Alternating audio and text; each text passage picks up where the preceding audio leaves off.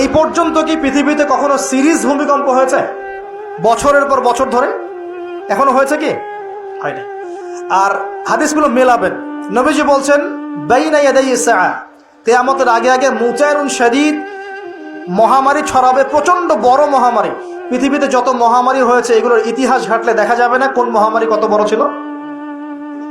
সাম্প্রতিক মহামারী অনেক বড় ছিল। সাম্প্রতিক যে মহামারী চলে গেল এটা পৃথিবীর অন্যতম বড় একটা মহামারী। আমি বলতে পারবো না যে এটাই সেই মহামারী যার কথা নবীজি বলছেন হাদিসে, এমনটা আমি বলতে পারবো না, কেউই বলতে পারবে না। কিন্তু হতেও তো পারে, পারে না? হতে পারে। তবে নবীজি স্পষ্ট বলছেন বা'দাহু, মহামারীর পরে আসবে সানাওয়াতু জালাজিল, জালজালার বছরগুলো, সিরিজ ভূমিকম্প হবে বছর জুড়ে। বলি নাউযুবিল্লাহ। কেন হবে? নবীজি বলছেন লা তাকুমুস সাআ, কিয়ামত হবে না হাত্তা ইউকবাদাল ইলম, যতক্ষণ পর্যন্ত না জ্ঞান উঠে যায়। এখন জ্ঞান উঠে যাচ্ছে না? কোরআন সুন্নাহর জ্ঞানকে মানুষ পরোয়াই করে না।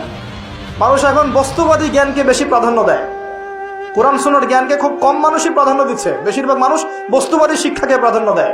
ইউকবাদুল ইলম, জ্ঞানকে কবজ করে নেওয়া হবে। নবীজি বলছেন এরপর কি হবে? ওয়া তাকসুরা জালাজিল, বেশি বেশি ভূমিকম্প হবে।